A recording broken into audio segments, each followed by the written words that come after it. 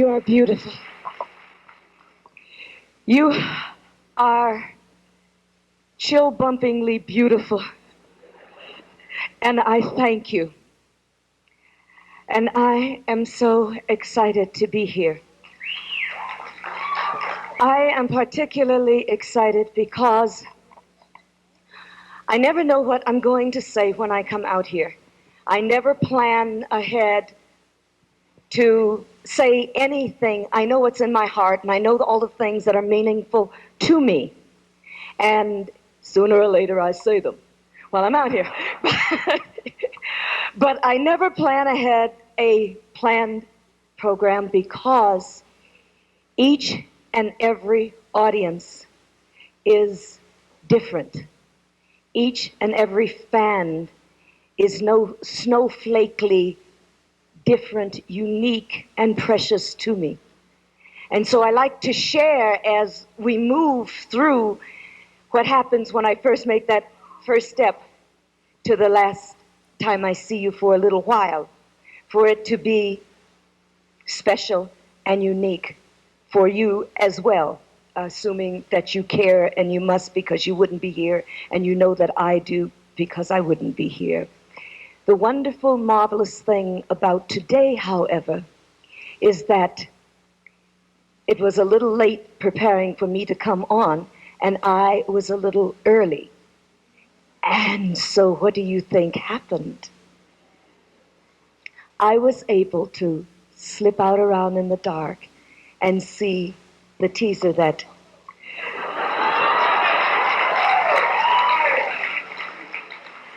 Richard so beautifully presented here for you. And I know you're going to get questions and answers, so I might as well do it right now, right? I am going to tell you that I felt the reception that you gave it is wondrous indeed, because it tells me that you're not a one-dimensional, one-program set in, that your minds are open and that you're ready.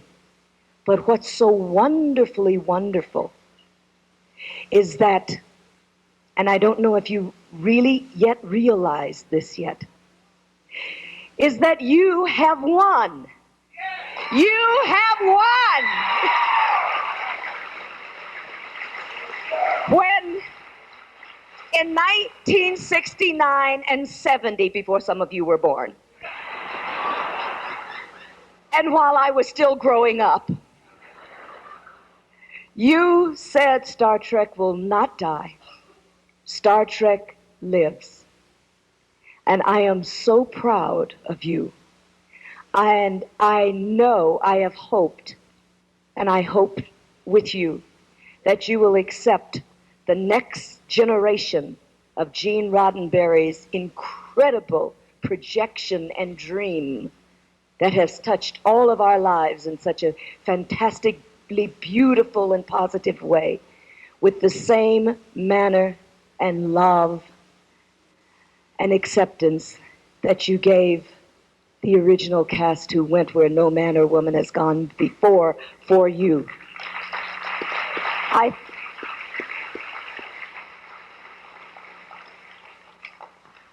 It means to me that Star Trek will probably live for your children and on to the next generation and the next generation.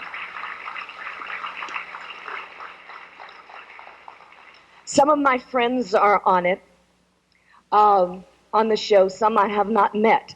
I've not met most of the cast.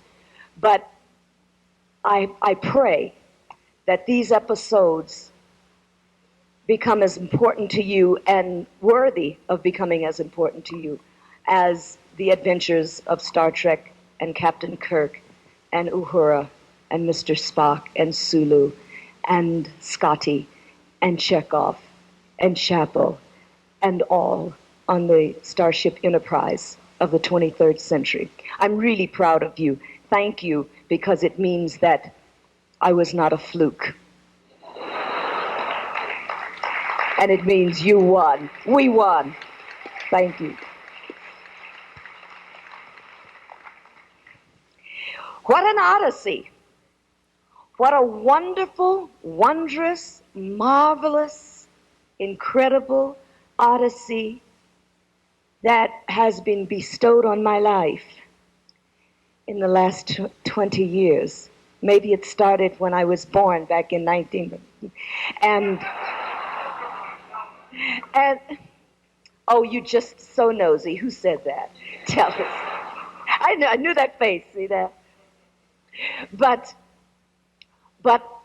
it's sort. You think of all of the things that didn't happen, might have happened, could have happened, would have happened, should have happened. Da da da da da da da. But look what happened. You know, I'm that kind of person who hasn't got time for what should have been, could have been, would have been, and all of that jazz. Because I'm so busy enjoying what's happening and what's about to happen. I have been lucky enough in this world, knock wood, to have realized so many of my dreams. So many of my dreams. When I was, I guess 3, 4, 5 years old, I used to corner anybody that was a visiting person in our house. Would you like to hear me sing? Would you like to hear my poetry? Would you like to see my dance? Would you like to see my act? Would you like to see what I've created? You know, and I had all the kids in the neighborhood with little parts. I used to write plays, you see. And they all had little parts, and I'd march them in when we had a family reunion. And and I would present these plays to them. Guess who starred in them? I had such a wonderful expectation all my life of being this ham that I am today. And I love it. I love every minute of it. That I don't think that I have a really honest-to-God, full-blown regret of what has happened to me in my life. And I think it's because I was blessed enough to know what I really wanted to do and be from a very, very early age, and had wonderfully supportive parents who were not in show business, but they thought that all of their children should become whatever it was that they wanted to become, as long as it was constructive and wonderful and fulfilling, and they worked very, very, very darn hard to get it. In other words, prepare yourself, become what you be. There are no bargains in life. They used to tell us, there are no bargains in life. And I'm doing a play now, which my understudy is doing while I'm here, because I told them this was one convention that I would not cancel to do the play.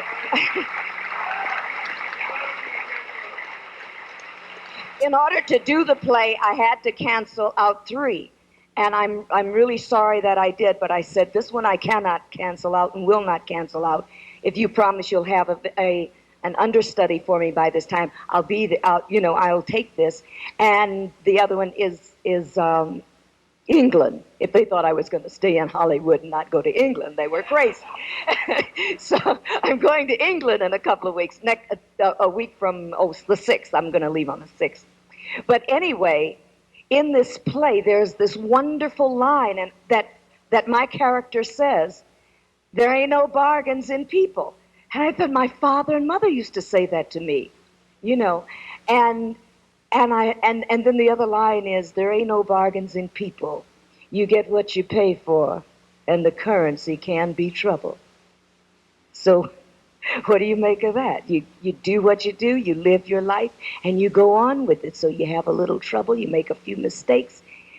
But by and large, if you live your life from the inside out, no matter what happens to you, I don't care what happens to you, you don't have to have any regrets about yourself, because you'll handle good luck, bad luck, tragedy, success, and everything from where I believe God meant us to handle ourselves, from the inside where he lives and she lives, out.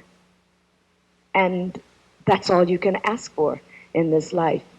And then you truly will go where no man or woman has gone before until they find that place. That sounds pretty good. I like that one. Yeah, I like that. um, let me see. Somebody asked me, before I get involved and forget, where is Alan Crow? Oh, stand up. Alan Crow, I was asked to make an announcement. Alan Crow is my dear friend. And Kathy Kettering, hold your hand up, little darling, over there. And they asked me, and they're going to trip me down the stairs if I don't announce it, that any of my fan club members, friends of Nichelle Nichols, FON. Don't you think that's a nice acronym? FONN. Let's have fun. There's going to be a FON meeting. Every place I go, I always try to have a FON meeting. And so, because there's never time to let anybody know, and there wasn't this time, they asked me to let you know. So it's going to be at the registration desk. If you can get your eye open in the morning, at 8:30 in the morning, meet Kathy at the registration desk. And if any of you want to talk about to either Alan or Kathy, Ket, you may do so. And I'd love to meet any of you who are members, because I love to get to know all my fans personally. There's a lot to know and a lot to do. Mike, are you having fun at this one? Are you? I got in on Thursday evening and was taken to a lovely restaurant and enjoyed it very much. Friday morning, went to a couple of the television stations, and we rapped about and met a wonderful, wonderful man named Paul Doe, who's terribly British, terribly erudite, and gosh darn handsome. and I don't think his series is in Los Angeles yet, but I'm looking forward to seeing it. And he has said, he's coming down to L.A., and he's excited that I'm in the play. The play that I'm in is called The Italian-American Reconciliation. It's by John Patrick Shanley, and it's a 5-character play, and it's a lot of fun and a very funny play. And he's going to come to see my play when you're down there, because he's going down to L.A. So that's going to be rather special. Some wonderful people have come to see it, and some wonderful people are in it. There's a new TV series called I Married Dora coming up. You probably have seen some of it. Well, Elizabeth Pena, who plays Dora, is in the play. And I play her aunt. She's this little Italian girl, and I play her Aunt May, you see. And Joey Pantoliani is in it also. And both of these kids were in La Bamba. So if you see La Bamba, you'll see them. And Patty Darbanville, who's been in a lot of things, and Leo Rossi, who's been in a lot of wonderful movies, and myself. And it's a marvelously funny place. So everybody get on an airplane and come down to L.A. It's a 55-seat house, equity waiver. Okay. And just come, y'all come. And we hope it goes to Broadway. But we did the worldwide, premiere. So that's what I'm doing. I'm doing a number of concerts. I'm getting back into my singing. I'm being pushed, dragged, kicked, screaming, hitting high C, back into my singing career, and I'm enjoying it immensely, just immensely. Of course, all of the original cast have now been cast all of the original Star Trek cast have been cast by Paramount as being movie stars. So, that's why I keep moving, you see. And so, in such, they've taken us out of the little box, and they've put us on the big screen, and I love it. I love it. I never had so much fun doing anything than I had making Star Trek 3. 4. 4. 3 I enjoyed too, you know why. That kid, I'm telling you, he will never speak out of turn again.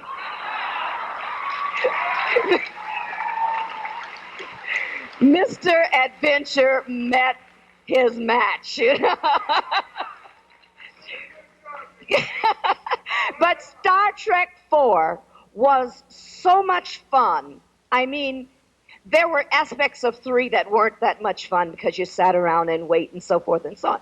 And then there was, a few things within it that made it all worthwhile, like the paycheck.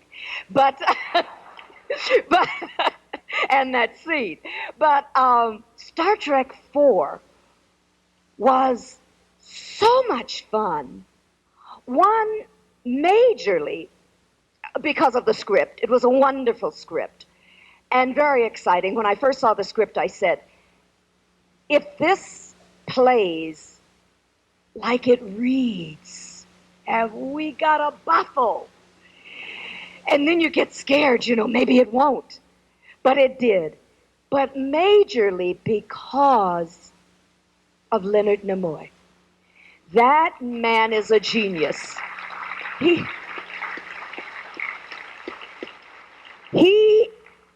in 3 was understandably, in brand new water, and we knew then he had a lot of talent as a director.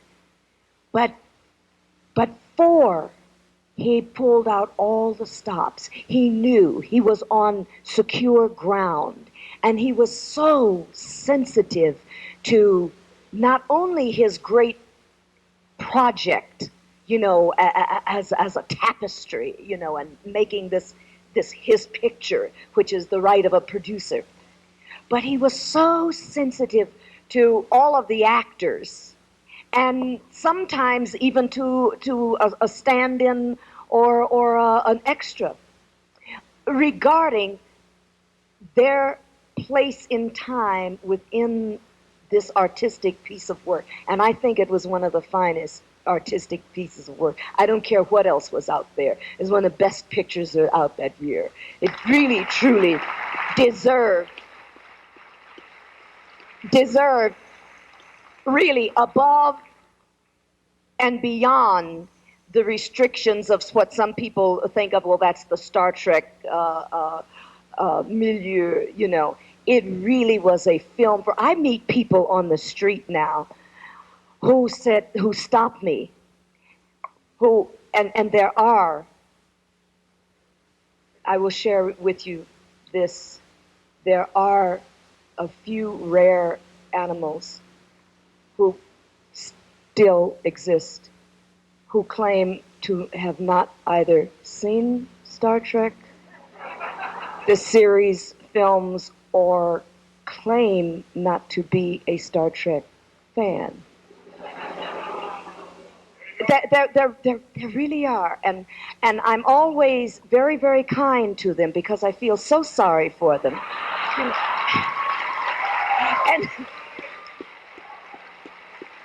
And I mean, it's really pathetic when you think about it. I mean, doesn't your heart just simply go out to them when you see them? You go, but they've either heard about it or they stumbled into a theater. Now, I don't know how you happened to stumble into a theater playing Star Trek 4, and just accidentally saw it when the line is 4 blocks around the corner. But they swear they just happened to, or their nephews drug them to it, or something like that, right? And And then I stand talking to these people who live in this abject state of ignorance by their own admission. And they tell me everything that went on. They tell me everything that went on in the picture, and then they know so much more about Star Trek than I'm. Can you believe there's anybody out there who would know that much and would deny it? Would be embarrassed to know it? I can't either. But anyway, that movie was so much fun to make. It was so uplifting. I mean, I get up at 4 o'clock in the morning to go to work. It is not a time for a nocturnal to smile. You know, it's like, oh, God, not again. I mean, I'm usually just going to bed at 4 o'clock in the morning. That's my time clock. You know, I'm a nocturnal. So doing a series, which I have never been happy about doing, or having to go to work to make films, I don't see why they can't start at noon. Do you? I swear I don't. I mean, they fake everything else. Why can't they fake a sunrise? but anyway, I looked forward to going to work every morning at 4 o'clock and in the morning, and many times really didn't want to leave. It was fulfillment and fun and exciting because you knew you were involved with something so sweepingly, marvelously, hysterically funny and touching, and yet so meaningful. I mean, it really had something to say, as every episode of Star Trek has ever attempted to do and has succeeded in doing. Said something for us to take home with us. You know, after the magic, after the screen goes and the starship goes by, and you know you're still drooling over Captain Kirk or Spock or whatever, you realize, oh, thank you. Yeah, you realize that, oh, wow, you have been given a gift, you know, and that's what it felt like. So I felt almost ashamed to take the money, but I wasn't that sick. And so it was with real excitement and real gratification that I found out that before we finished shooting Star Trek 4, Paramount Pictures did the most unprecedented thing that a movie studio can possibly even contemplate doing. And that was announced that there will be a Star Trek 5 and give the green light.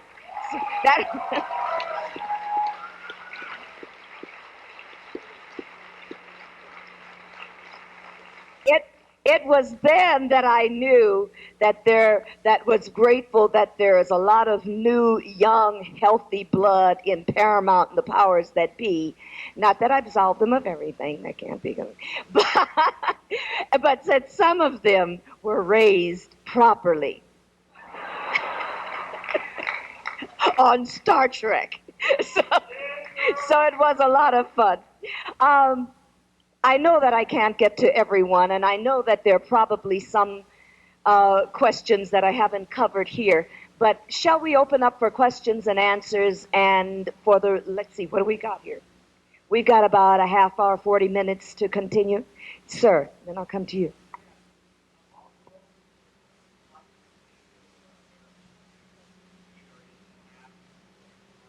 Or the future. I think I would like to have had Uhura. Quiet as it's kept, she never aspired to be captain or sit in the of a ship.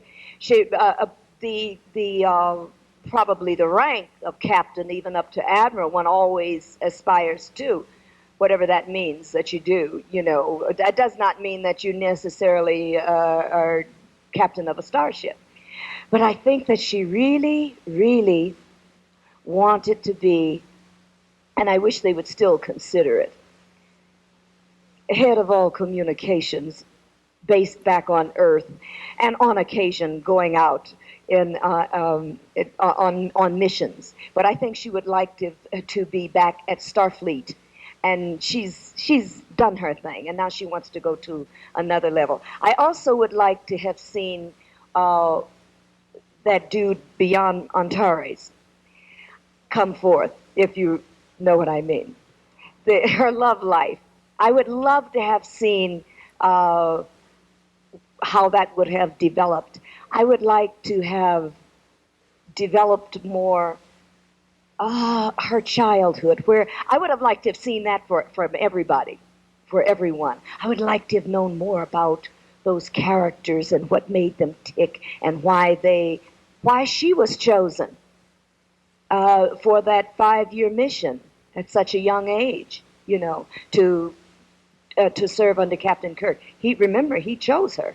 Why? You know, there had to be other communications specialists and people who were equally as qualified. But she was chosen. Why? I'd like to have really seen what in my head I developed as I was developing that character, her feelings and relationship with both Spock and Kirk. That real love that was there. I had a whole scenario with Spock as being that person, that being who she looked up to most, as who she wanted to be like, which is why she was much more sort of officious, seemingly, outwardly, than the other guys might have been, where Bones was more emotional, and Scotty, you know, I cannot get it up, Captain, you know. But I think it's something she'd never admit to. You know? And if you remember, there were only 2 people that she ever admitted to that she had any trepidations about her qualifications. And those were the 2 people that she respected and looked to the most. And we laugh about her saying, Captain, I'm afraid. You know, and I have said, I hope I never have to say that line again in life. But think what a strong person it is who is capable, knowing that they're qualified to have been chosen, must be, to have been chosen to be there, to be able to voice fear, you know. And I think what happened is that the writers, for those of you who still bemoan that situation, the writers always sort of use that woman, that person, Uhura, to express the fears of the entire ship, you know. But I looked at it as it being something that she was woman enough to admit to, and then she simply got on with the business of doing what it was. If you recall, she didn't jump ship. She wasn't that afraid. But she was saying, you know, hey, this is a scary situation. What are we going to do here? But I'm with you, whatever it is we do. So I would have liked to have seen not only her character fleshed out and have had the opportunity in the years, over those years, that we were in limbo, and the other characters, and the interaction. There's a whole magical interaction there with George, with Sulu and Uhura that were touched on at various times. Mirror, mirror is one, yeah. And yes, pow. So I would have loved to have seen that.